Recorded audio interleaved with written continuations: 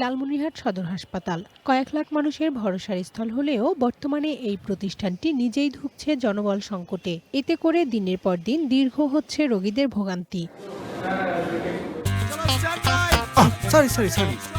লাইফে কখন কি হয় গ্যারান্টি আছে, তাই ইন্স্যুরেন্স করুন সিটি ব্যাংকে, কারণ ইন্স্যুরেন্স করলে সিটিতে সুরক্ষা পাবেন নিশ্চিন্তে। দীর্ঘদিন ধরে ১০০ শয্যার লালমনিরহাট সদর হাসপাতালটি রোগীদের স্থান সংকুলানের অভাব সহ নানা সমস্যায় জর্জরিত থাকায় ২০২৪ সালে ২৫০ শয্যায় আধুনিক হাসপাতালে উন্নীত করা হয়। কিন্তু হাসপাতালটির শয্যা সংখ্যা বাড়ালেও সেই অনুপাতে বাড়েনি চিকিৎসক, নার্স ও অন্যান্য কর্মচারীর সংখ্যা। ফলে প্রতিনিয়তই রোগীদের গাদাগাদি করে চিকিৎসা নিতে হচ্ছে পুরাতন হাসপাতালে। এতে বাড়ছে দুর্ভোগ ও স্বাস্থ্য ঝুঁকি। নতুন বিল্ডিং তৈরি করার পরেও সেই বিল্ডিংয়ে রোগীদেরকে স্থানান্তর করা হচ্ছে না, নোংরা পরিবেশে রাখা হচ্ছে।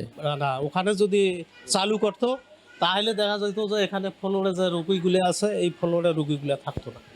রোগী ও স্বজনদের অভিযোগ, স্বাস্থ্যসেবা নিতে এসে উল্টো অসুস্থ হওয়ার আশঙ্কা তৈরি হচ্ছে। অন্যদিকে দীর্ঘদিন ধরে বন্ধ রয়েছে হাসপাতালের আলট্রাসনোগ্রাম ও এক্স-রে মেশিন, বন্ধ রয়েছে রক্তের বিভিন্ন পরীক্ষা। চিকিৎসক ও আধুনিক যন্ত্রপাতি না থাকায় রোগ নির্ণয়ের জন্য রোগীদের বাধ্য হয়ে যেতে হচ্ছে বিভিন্ন বেসরকারি ডায়াগনস্টিক সেন্টারে। এতে অতিরিক্ত অর্থ ব্যয় করতে হচ্ছে নিম্ন আয়ের মানুষদের। আর অন্যান্য রোগীরা অনেকক্ষণ সময় দাঁড়ায় থাকতে থাকতে এক সময় চলে যায়, কিন্তু তারপরও ডক্টরের দেখা পায় না।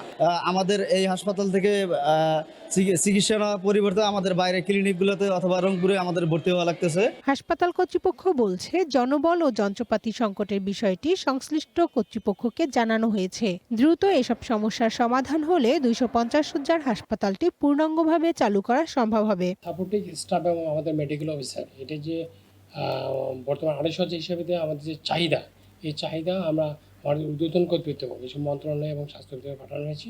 কারণ ঊর্ধ্বতন কর্তৃপক্ষ আমাদের চাহিদা অনুযায়ী আমাদের জনবলের একটা নিয়োগের ব্যবস্থা করে দেয়, তাহলে ইনশাল্লাহ পূর্ণতম কার্যক্রম শুরু হবে।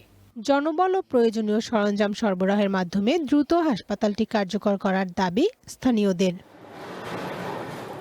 One national desk.